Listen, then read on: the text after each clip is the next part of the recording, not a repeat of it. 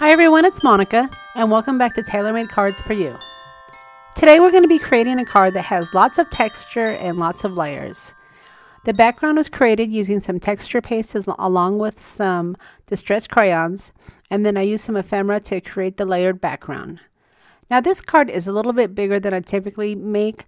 It's going to measure 5.5 by 7.5, but I wanted to make sure I had a nice big background to create all of my layers. Now the card is a little bit heavy because, like I said, there's lots of elements on this, and I actually started out with a white piece of cardstock, and then I added another piece of cardstock on top so that way it would hold all my layers nicely.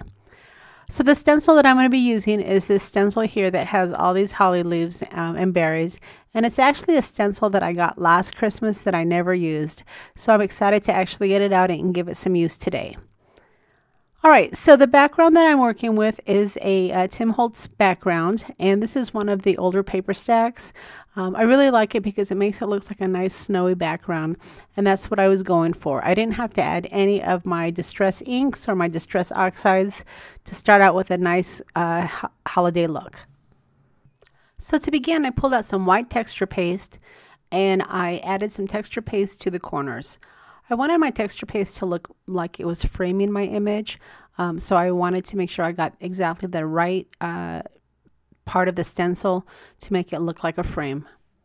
Now when you're working with texture paste, you want to make sure you have a nice thick cardstock because this paste is going to add some weight to your card.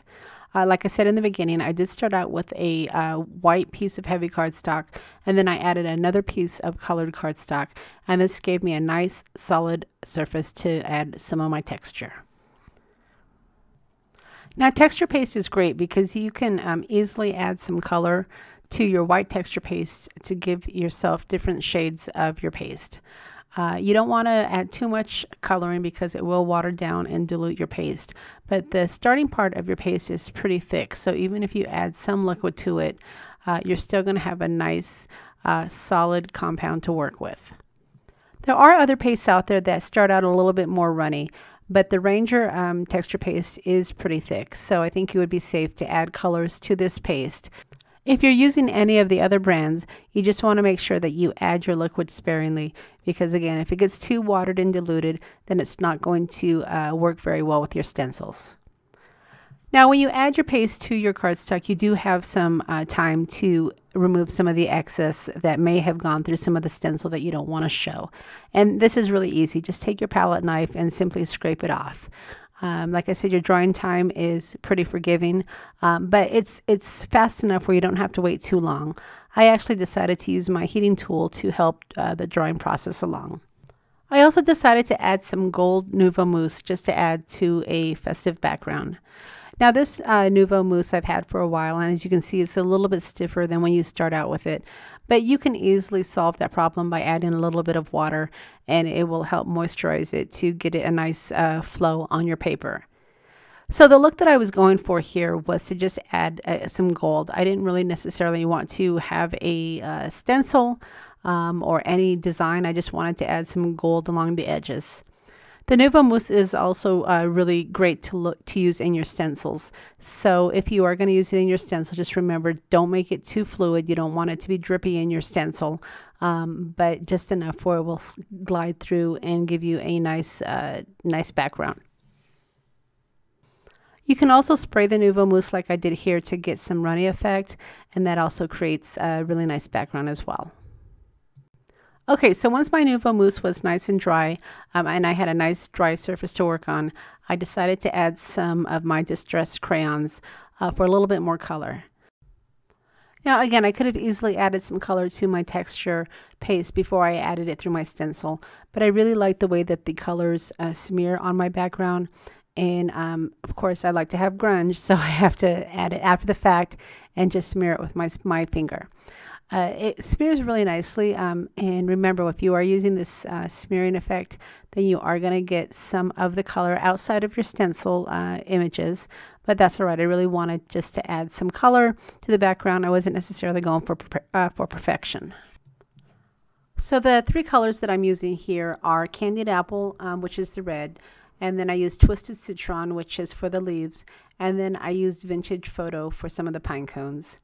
Now the Twisted Citron is a little bit brighter, and there are some other colors out there that probably would have worked a little bit better for the leaves. You have your Lucky Clover out there, and I think there's evergreen color out there as well. But when I was digging through my crayons, this was the first green that I found, so I just kind of went with it. I have this great storage case for my crayons, and it makes it easy to find the colors that I want. I can easily just dig through them and pull them out with no trouble at all. It does hold several crayon packs. I think I have 4 or 5 in here right now, and I probably have room for one more pack. So if you have several distressed crayons and you need a way to organize them, this container is really, really nice.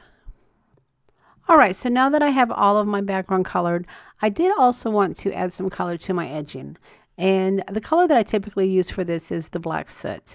You could easily use some of the darker browns as well. Probably ground espresso would work nice, as well as the walnut stain.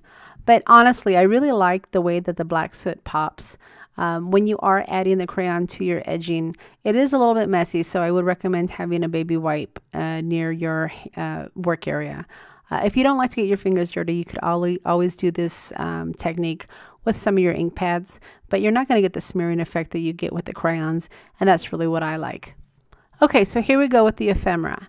Now, there are lots of paper pack ephemeras out there where you wouldn't have to necessarily cut your ephemera out, but I didn't have any Christmas ephemera on hand, so I am using one of my paper stacks from last year's Tim Holtz collection to create my background. And I have sped up the video to put my background together, so I'm going to go ahead and put some music on for you while I create my background, and then I'll be back to finish off the video.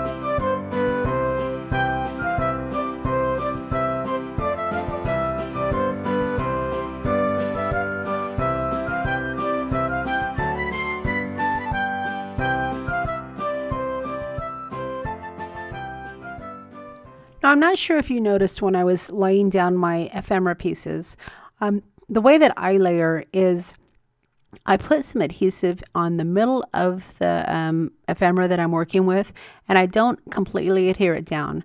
I know that I'm going to be adding other pieces of ephemera behind it and on top of it, and I don't want to have my piece completely adhered to my page. So when you are creating a layered card, just put some of your adhesive in the middle so that way you can lift up your corners, and then once you have your layout completely on your card, then you can go back and finish adhering it completely. Now, the adhesive that I use, and this is what I always use, is my Distress Collage medium. It comes in the larger bottles as well as the mini that I'm showing you here, and it works really well. I use it not only for the back of my ephemera, but also to add it over the top of the ephemera to give it a nice seal. And it dries clear, so you don't have to worry about it obstructing your image or your design. And then finally, I'm adding some foam tape to the back of my paper doll image, and I'm putting it just off to the right a little bit.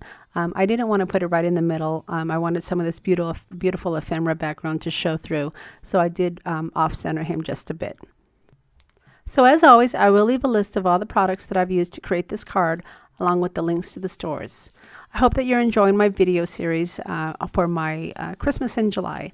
This is my second week, and of course I will be back every Tuesday through the month of July to create Christmas cards or Christmas projects for you. If you haven't subscribed to my channel yet, don't forget to hit that subscribe button before you head out.